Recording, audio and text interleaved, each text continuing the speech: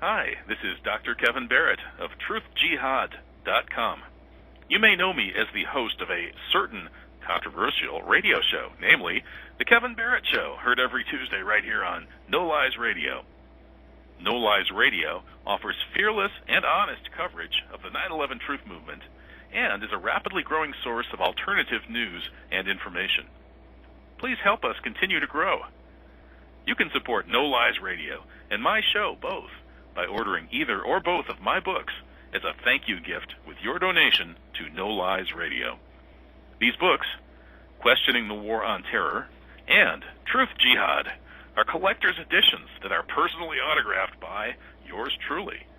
I urge you to go to the donate page at noliesradio.org and make this happen. Welcome. This is the Kevin Barrett Show. I'm your host, Kevin Barrett. My website is truthjihad.com. Every week here I try to bring you the most important voices that aren't being heard as widely as they should. And that certainly applies to today's guest, one of the most illustrious people I've ever had as a repeat radio guest on this show. It's Richard Falk. Richard Falk is a professor emeritus of international law at Princeton University. He is currently the United Nations Special Rapporteur on Human Rights for the Palestinian territories, and he just submitted a report on that, which we'll be talking about. He wrote a book called The Great Terror War, published by Interlink in 2002, and it was shortly after that, in 2003, that David Ray Griffin was working on his first book, The New Pearl Harbor. David started out writing a magazine article. It grew into a book, and most of the major publishers didn't want to touch it with a proverbial 10-foot pole. Richard apparently helped David get hooked up with Interlink, which has been the publisher of David Ray Griffin's magnificent 9/11 truth books ever since. Richard introduced that with a wonderful introduction to the New Pearl Harbor. He also wrote a great blurb for David's latest book, Cognitive Infiltration, an Obama appointee's plan I'm forgetting the subtitle, to stop the 9/11 truth, against the 9/11 conspiracy theory. Oh boy, my memory is already starting to fail. Anyway, Richard has been doing fantastic work for human rights and Palestine in particular over the past several years with the United Nations, and it's always an honor to have him on the show. So without further ado, welcome Richard Falk. How are you, Richard? Well, thank you very much, Kevin. That was a very glorious introduction that I hope I can live up to in the next hour. Well, when I contacted you to do this interview, I think it was right after Ahmadinejad had given that speech at the UN in which he basically spoke out for 9/11 truth, said many of the same things that I've been saying for years, and of course that was met with a U.S. walkout. And I love the Fox News article on this, by the way, which I think the headline was something like Ahmadinejad gets standing ovation at UN for saying U.S. did 9/11. And it's unlike the other American news reports, which tried to marginalize Ahmadinejad. The Fox report honestly pointed out that when Ahmadinejad went before the UN, he got a standing ovation. And despite the walkout of a handful of countries, more than 100 countries remained. The vast majority remained in the room and gave him another standing ovation when he finished his 9/11 truth speech. Does this indicate that we're living in a world in which, well, for instance, polls show more than 3/4 of the world's Muslims know 9/11 was an inside job, whereas it's only about a third of the American people. Are we seeing a real polarization of worldviews around this issue? Do you think Muslims could, by becoming more vocal and more united on this issue, as I'm trying to help happen with Muslims for 9/11 Truth, can we change the way that Middle East policy is perceived by calling into question the events of 9/11? I think it's possible. It's very hard to say how that would play out, but I think it is possible. And, of course, the pursuit of truth is a positive value of its own, and even aside from whether it has these secondary effects, it's important to seek the truth in matters that are so vital to understanding the integrity and legality of our own governing process. I would add just one word about Ahmadinejad. I had a message from a friend in Lebanon who said that his recent visit to Lebanon was greeted with the greatest enthusiasm expressed toward any foreign leader in the history of the country.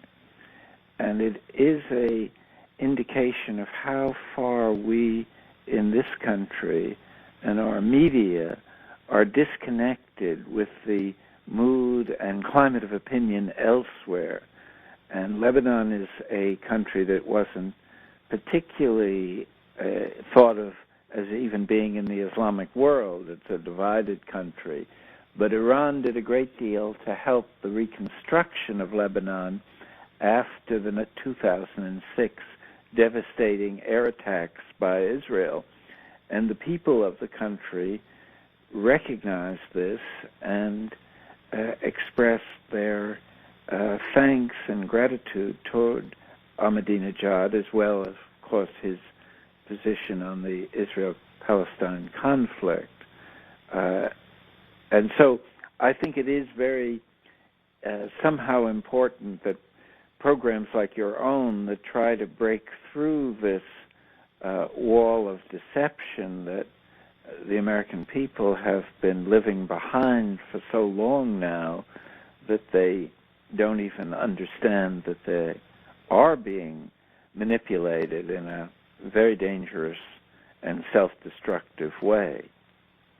Well, this friendly greeting, or more than friendly, this overwhelming greeting that Ahmadinejad got in Lebanon would seem to be just another example that the neocons' aphorism, "It's better to be feared than loved," may have its limits, don't you think?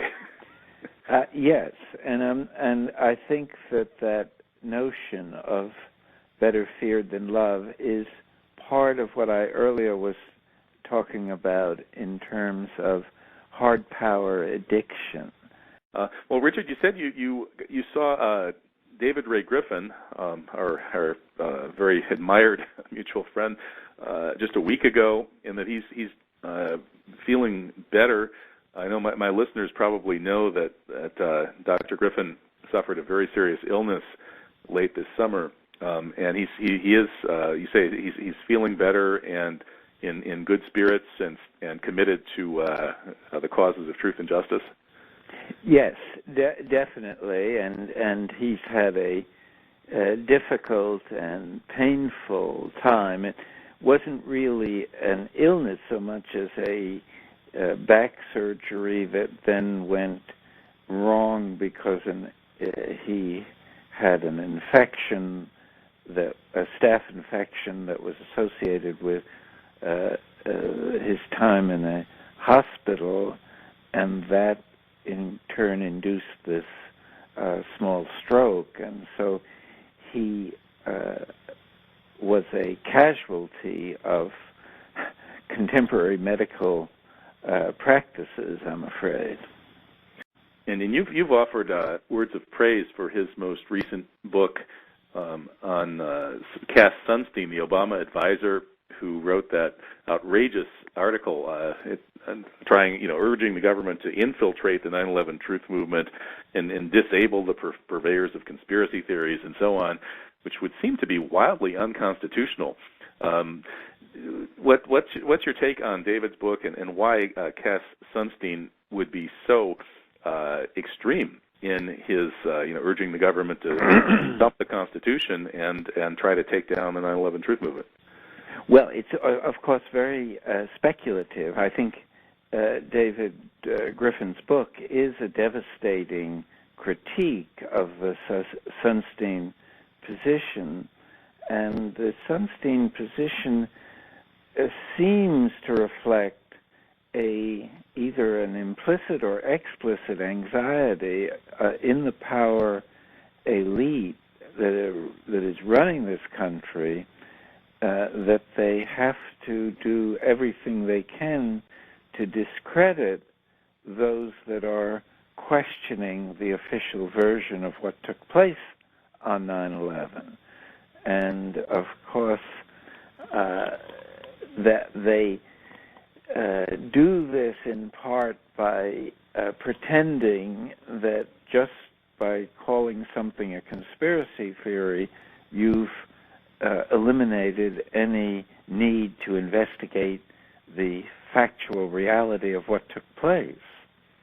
And the liberal press has gone along with that to a frightening degree, because they seem to feel that their reputation depends on not endorsing any kind of conspiracy notion or anything that is labeled as a conspiracy, unless, of course, it comes from a progressive source, in which case they jump to establish a conspiracy and are very ready, ever since the Cold War, to call any kind of sympathy with progressive causes as the basis for criminal accountability. And you see that in the pursuit of some Muslim religious figures and others, not only here but in Western Europe and elsewhere.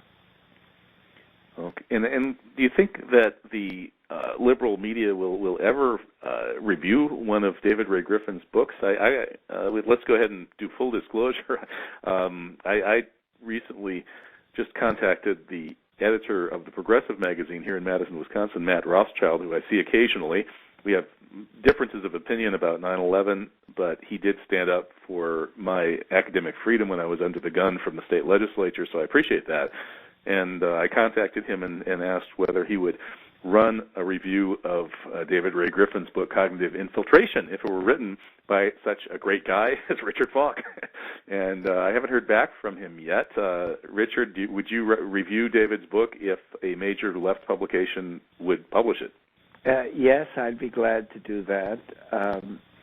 We'll see what happens. So far, the blackout has been pretty systemic, and it speaks very badly for the quality of democracy that someone of David Griffin's stature as a scholar and observer of contemporary events cannot even receive a critical hearing, much less a sympathetic hearing, which I think he deserves. Indeed, I think so too.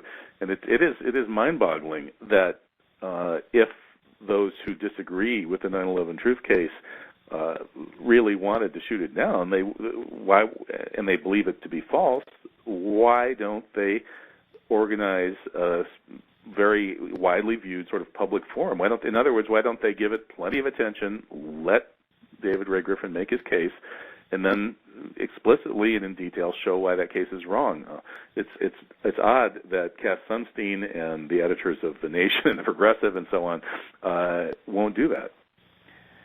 Yes, it's revealing, I think, about a certain self-censorship that has, I think, is partially a legacy of the Cold War and partly a consequence of trying to stay at the table, even if you're at the very end of the table. These left liberal organs of opinion don't want to seem as if they are, quote unquote, irresponsible, as that's being ideologically, as that word responsibility is being ideologically manipulated by the power wielders. Country is not heading in the right direction, but it's truth speakers and serious scholars with integrity like you, Richard, who at least give me hope that the best elements of this country could salvage something from this situation. Well, hey, we've reached the end of the hour. As always, it's been a wonderful conversation. I thank you so much for coming on the show, and God bless you and your work. Hope to stay in touch. As always, it's a great pleasure to be with you, Kevin, and keep up your great work. Thanks, Richard. Appreciate it. Bye-bye. Take care. That's Richard Falk. He's the UN Special Rapporteur for the Palestinian Territories and Professor Emeritus at Princeton University, one of my personal heroes. I'm Kevin Barrett, on the web at truthjihad.com.